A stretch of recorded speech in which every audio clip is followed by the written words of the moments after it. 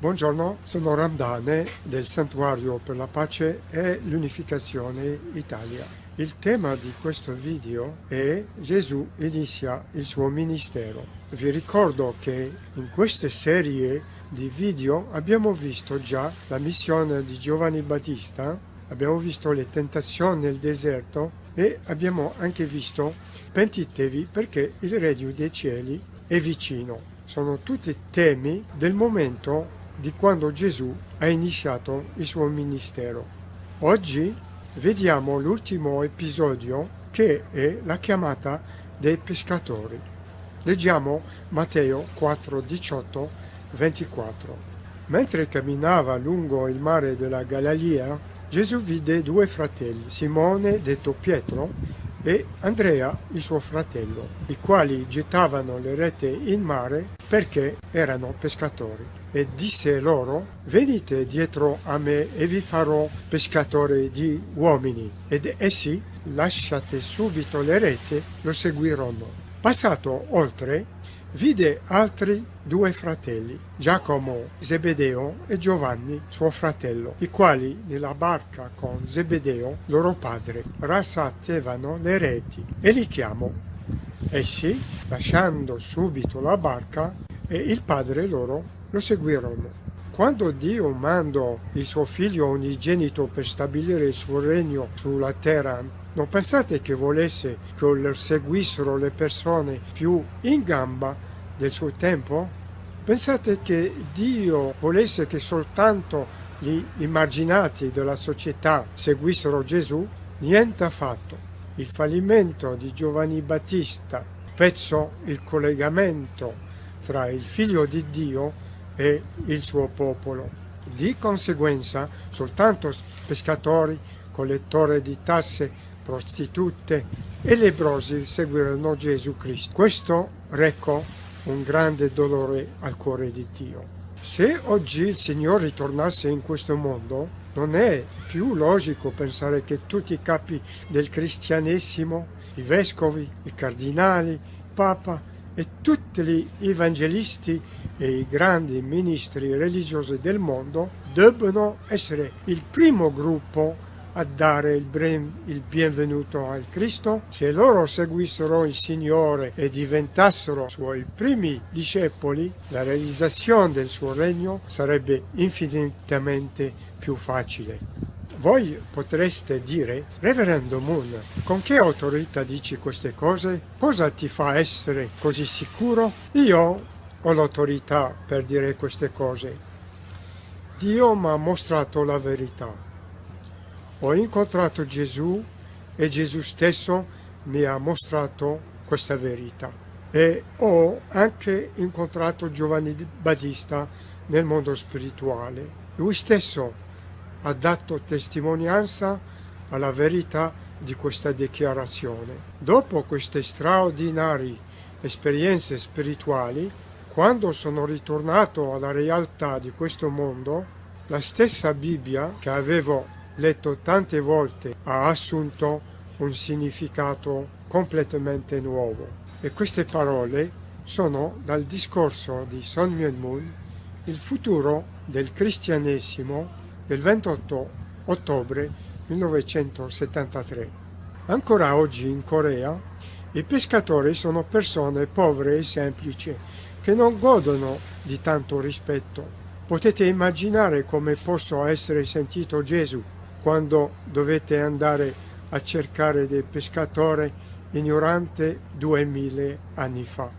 Rifiutato dalle persone preparate, Gesù venne come un operaio e come un amico dei pescatori. Condiviso loro la sua vita, il suo cuore e i suoi desideri. Lottò con la determinazione che li avrebbe aiutati ad appagare i desideri del loro cuore, anche a costo della sua vita. Il motivo per cui dei pescatori come Pietro poterono seguire Gesù fu perché lui testimoniò e lottò con questo tipo di cuore e di determinazione. Ma cosa fece Gesù dopo aver chiamato quei discepoli ignoranti?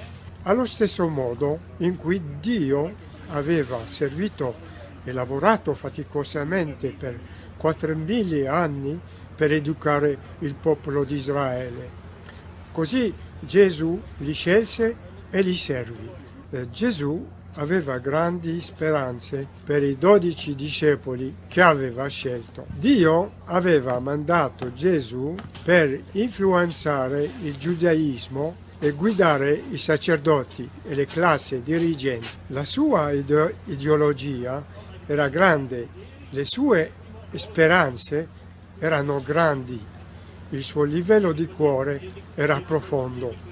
Cosa fece Gesù mentre guardava queste persone? Nei 3 anni del suo ministero, Gesù attraversò lo stesso corso di Dio che aveva percorso la via del sacrificio e del servizio allo scopo di educare le persone. Perciò Gesù cercò i suoi discepoli dimenticando di bere e di mangiare.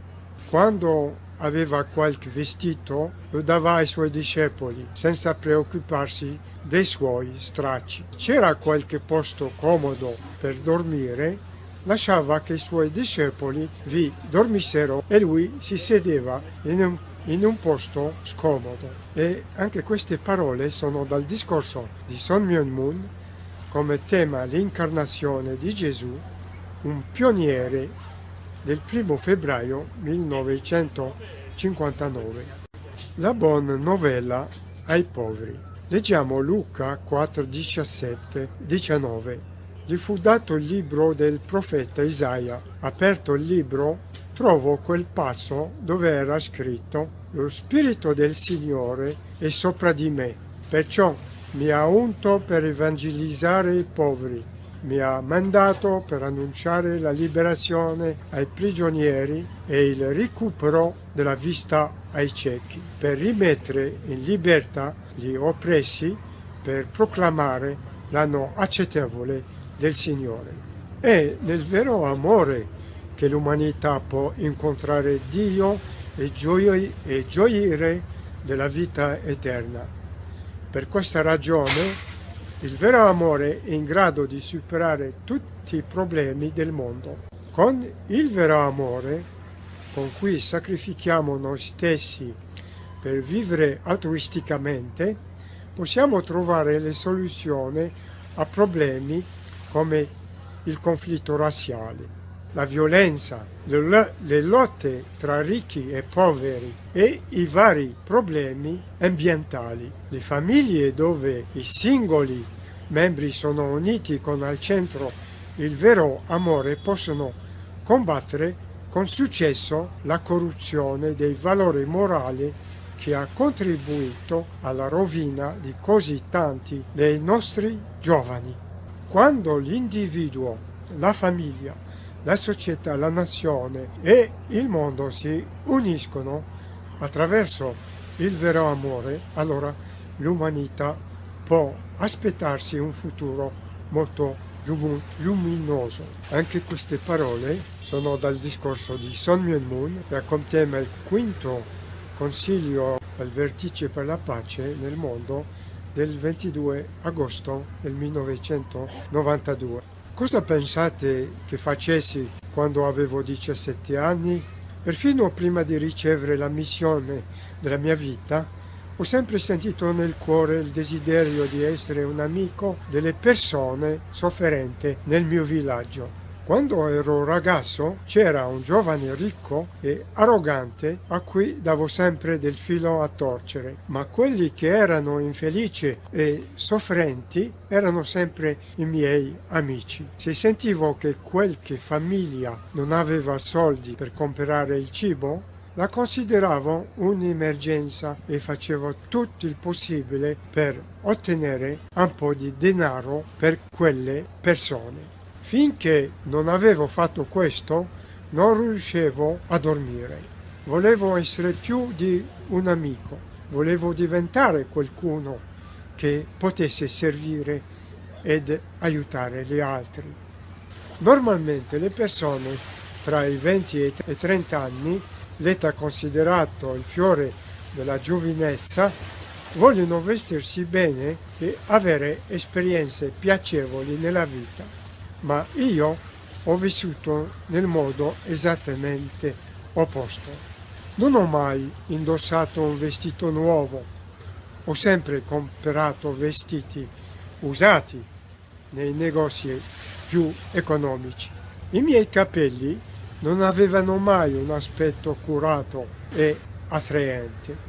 Durante gli anni migliori della mia gioventù ho vissuto ogni giorno sperimentando le situazioni più angosciose e disperate della vita umana, lavorando nei campi di concentramento, nelle miniere, in fattorie povere, sulle banchine del porto e persino mendicando.